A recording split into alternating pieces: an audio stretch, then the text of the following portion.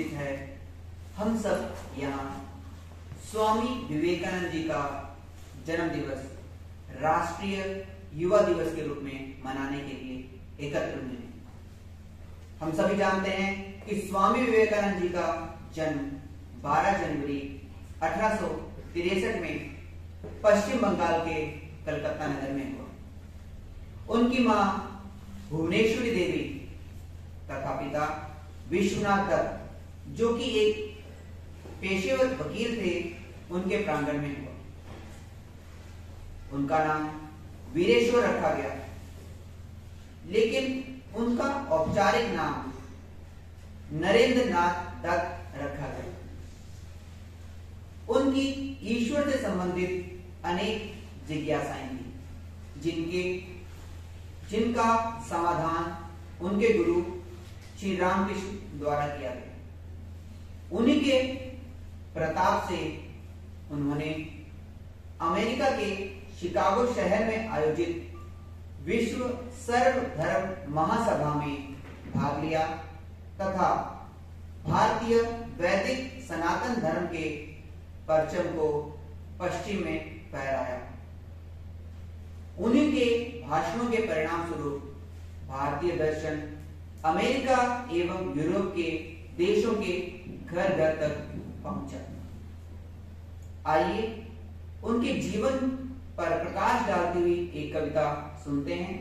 इसके लिए मैं आमंत्रित करता हूं श्रीमती शिल्पा शर्मा को। नमस्ते, मैं आप सभी को एक कविता सुनाने जा रही हूँ, जिसका शीर्षक है संघर्ष के मोती। उम्मीद है इस कविता के भाव हम सबको प्रेरित हमेशा करते रहें। जब भारत के मस्तक पर पश्चिम का बोलबाला था, जब भारत के मस्तक पर पश्चिम का बोलबाला था, धर्मांतरण की आंधी का चहुं ओर प्रभाव विकराला था, और धर्म के अंधियारे में धर्म का खो गया उजाला था। तब भारत के युवा संत ने धर्मभार संभाला था, तब भारत के युवा संत ने धर्मभार संभाला था।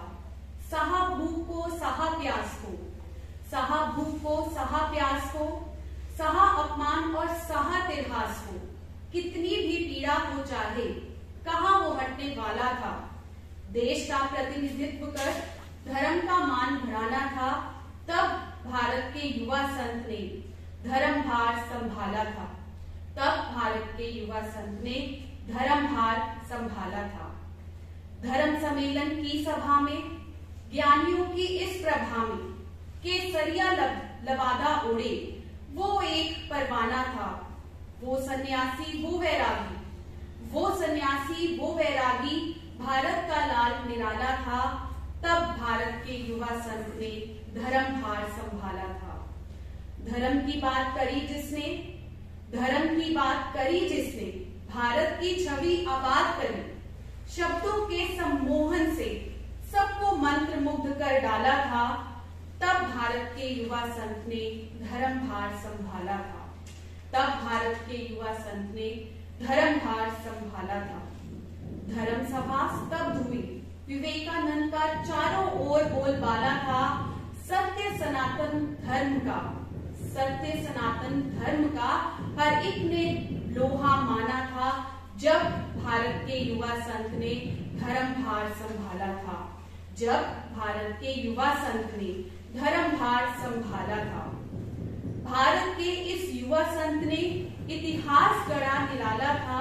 अब भारत के युवा संत का हर कोई दीवाना था, जब भारत के युवा संत ने धर्मभार संभाला था, जब भारत के युवा संत ने धर्मभार संभाला था।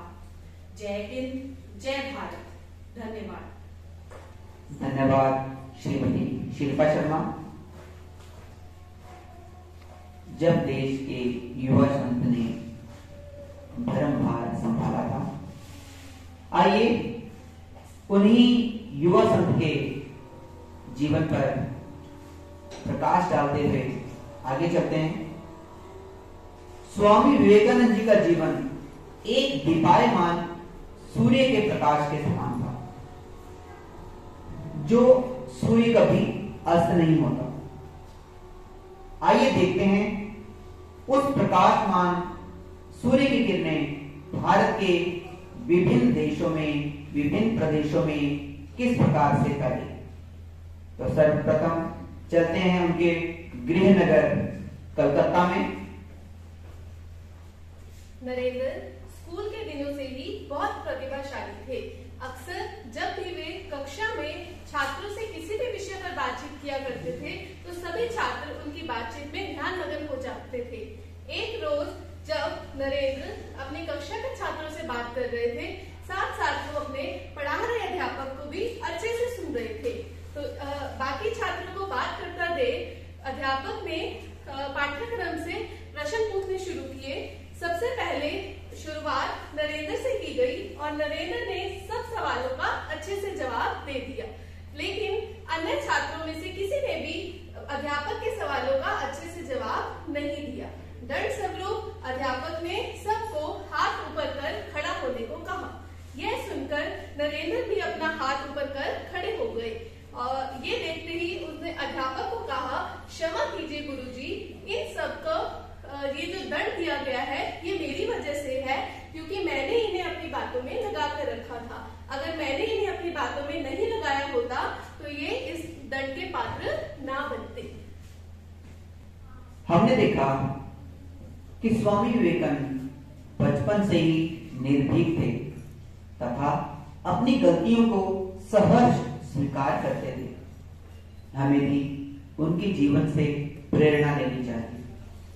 प्रेरणा के कार्य को आगे बढ़ाते हुए हम चलते हैं महाराजा खेतड़ी के दरबार, जहां उनके सम्मान में नृत्य गीत आदि का आयोजन किया जा रहा है। एक बार की बात है, स्वामी जी भारत भ्रमण करते हुए राजा खेतड़ी के पास पहुंचे। राजा ने उनका बहुत सम्मान किया। स्वामी जी से राजा बहुत प्रभावित हुए। स्वामी जी के सम्मान में राजा ने एक नर्तकी को बुलवाया। पहले स्वामी जी के मन में विचार आया कि अब यहाँ से चला जाए, परंतु राजा ने ससम्मान उन्हें बिठा दिया। नर्तकी स्वामी जी के भाव समझ गई। तभी नर्तकी ने एक भजन शुरू किया। बोल थे, प्रभु जी आप गुण चितना है, भाव है, हे प्रभु आप समदर्शी हैं।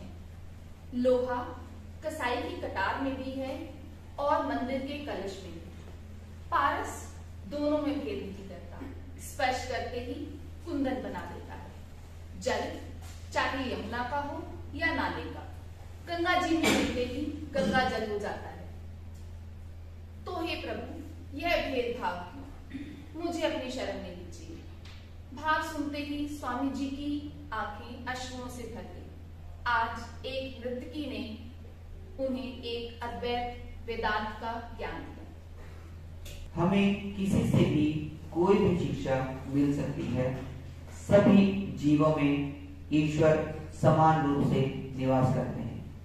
तो आइए उनके साथ ही रेल यात्रा पर चलते हैं दक्षिण भारत में।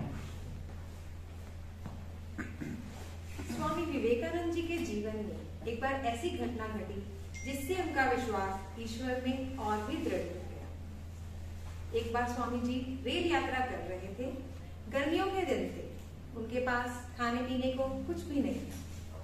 पैसे भी नहीं थे कि वो कुछ खरीद कर ही खा सके।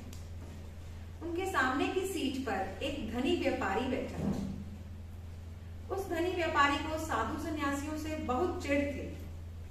वह बार बार स्वामी जी को दिखाकर कुछ न कुछ खाने के लिए निकाल रहा था और साथ में ताना भी मार रहा था कि अगर तुम भी मेरी तरह कमाते तो आज भूखे प्यासे तो ना होते।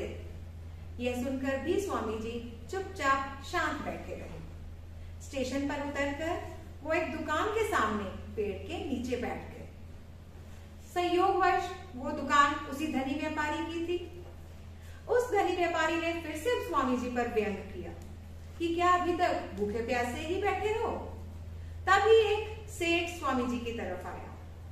उसका नौकर भोजन और ठंडा पानी लिए था। सेठ ने आसन बिछाया और स्वामी जी को भोजन ग्रहण करने के लिए आग्रह किया। कि स्वामी जी आप भोजन ग्रहण करें।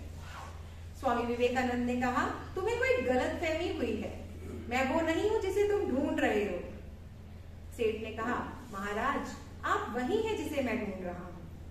आज दोपहर के भोजन के बाद जब मैं विश्राम कर रहा था तो मुझे स्वप्न में भगवान श्री राम के दर्शन हुए। उन्होंने मुझे आपकी तरफ इशारा करके कहा कि सन्यासी के लिए भोजन का प्रबंध करो। मैं इसे स्वप्न समझकर फिर से सो गया। श्री राम फिर से मेरे स्वप्न में आए और उन्होंने वही बात दोहराई कि सन्यासी के लिए भोजन का प्रबंध करो। अब आप कृपया भोजन ग्रहण कीजिए। चाहे स्वप्न में ही सही, मुझे आपकी वजह से आज भगवान श्री राम के दर्शन हुए। स्वामी जी ने भोजन ग्रहण किया और फिर से अपनी यात्रा पर निकल पड़े। अनन्याश्चिन्तयन्तो मां ये जना पर्युपासते, जो अनन्य भाव से ईश्वर का स्मरण चिंतन करते हैं उनके सभी कार्य ईश्वर स्वयं करते हैं। आइए अपनी यात्रा को आगे बढ़ाते हैं और चलते हैं हाथरस। स्वामी जी वृंदावन से होते हुए हाथरस पहुंचे। वहां उनकी भेंट स्टेशन मास्टर शरद चंद्र से हुई। शरद चंद्र उनकी बातों से इतने प्रभावित हुए कि वे उनके भक्त बन गए। शरद चंद्र ने आग्रह कर उन्हें अपने यहाँ ठहराया। एक दिन शरद चंद्र ने स्वामी जी से पूछा, स्वामी जी आप उदास क्यों दिख रहे हैं? स्वामी जी ने कहा, बेटा मुझे एक महान कार्य करना है, पर इस वक्त जो साधन हमारे पास उपलब्ध हैं, इसे देखकर मैं दुखी हो जाता हूँ। मेरे गुरु का आदेश है कि पूरे मातृभूमि का पुनरुत्थान होना चाहिए। पूरा भारतवर्ष जो है उससे सच्ची आध्यात्मिकता लुप्त हो रही है और भूखमरी का भूत सर्वत्र घूम रहा है। इसलिए भारतवर्ष को शक्तिशाली बनाकर अपनी आध्यात्मिकता द्वारा विश्व को विजयी करना चाहिए। शरद चंद्र स्वामी जी के इन वचनों से बहुत अधिक प्रभावित हुए और उन्होंने स्टेशन मास्टर की नौकरी छोड़ दी और वे भी संत रूप को धारण करके स्वामी जी के साथ उनके साथ अगली यात्रा पर निकल पड़े। स्वामी विवेकानंद जी के इस प्रसंग से वसुधैव कुटुंबकम का जो हमारा ध्येय है वह पूर्ण रूप से ज्ञात होगा। स्वामी विवेकानंद केवल अपने ही नहीं पूरे देश की चिंता करते, क्योंकि ऐसा उनके गुरु ने उन्हें सिखाया। उनके जीवन का एक और प्रसंग है जिनमें कलकत्ता के वरिष्ठ पत्रकार एवं लेखक श्री सखाराम उनके घर अपने दो मित्रों के साथ मिलने के लिए पहुंचे। परिचय के दौरान ज्ञात हुआ कि एक मित्र पंजाब से है। स्वामी विवेकानंद जी को पता चला कि पंजाब में पिछले 1-2 वर्षों से वर्षा नहीं हुई थी, जिस कारण वहां सूखे और अकाल का माहौल था। स्वामी जी ने धर्म चर्चा की अपेक्षा उनके साथ वहां पर किए जा रहे राहत एवं बचाव के कार्यों की समीक्षा की। उनसे जाना कि वहां पर अब शिक्षा की व्यवस्था कैसी है तथा उनके लिए राहत बचाव के लिए क्या क्या कार्य किए जा रहे हैं। यहीं पर उनकी चर्चा समाप्त हो गई। जब चर्चा समाप्त हो गई, वह पंजाबी युवक उठकर जाने लगा तो उसने स्वामी जी से कहा, स्वामी जी मैं क्षमा चाहता हूं, किंतु मैं आपके पास धर्म चर्चा के उद्देश्य से आया था, किंतु आपने भी सामान्य मनुष्यों की तरह शिक्षा तथा बाढ़ एवं सूखा के विषय में चर्चा की। तो स्वामी विवेकानंद कुछ देर तक चुप हो गए, फिर गंभीर भाव से बोले, मेरा मानना है कि जब तक कोई व्यक्ति भूखा है उसके सामने धर्म चर्चा करना केवल मात्र दंभ है, उसका अहंकार है। हमें उनके लिए भोजन एवं अन्न की व्यवस्था के विषय में सोचना चाहिए। आपका भी इस समय यह कर्तव्य है कि आपके गृह राज्य में अकाल है और आप उनकी सेवा के लिए क्या क्या कर सकते हो। स्वामी विवेकानंद जी के इन्हीं कार्यों को, उनके सोच को देखते हुए इस वर्ष राष्ट्रीय युवा दिवस का थीम अर्थात मुख्य विषय है विकसित युवा विकसित भारत। हमारे भारत के युवा जितने विकसित होंगे हमारा देश भी उतना ही विकसित होगा। देखने में आ रहा है कि हमारे देश के युवा अपना अधिकतर समय है सोशल मीडिया पर व्यतीत करते हैं। यह बहुत अच्छी बात है, किंतु इसका बहुत ज्यादा उपयोग भी हमारे लिए हानिकारक हो सकता है। तो हमें विकसित होना है और अपने भारत को भी विकसित बनाना है। इस कार्यक्रम को आगे बढ़ाते हैं। आइए सुनते हैं एक भजन।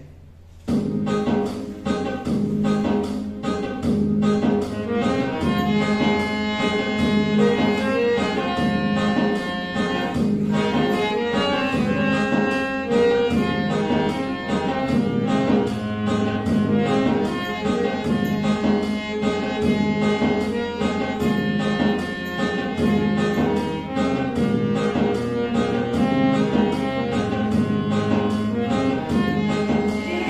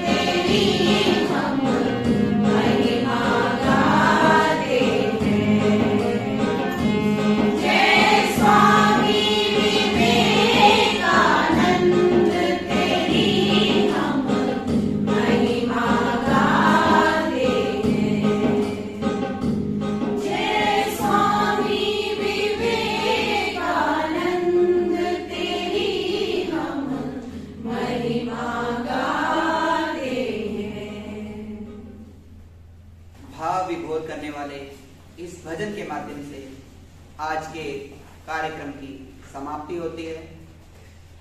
आप सभी से निवेदन है कि आप इस वर्ष के मुख्य विषय अर्थात थीम को अवश्य याद रखें, जो है विकसित युवा विकसित भारत।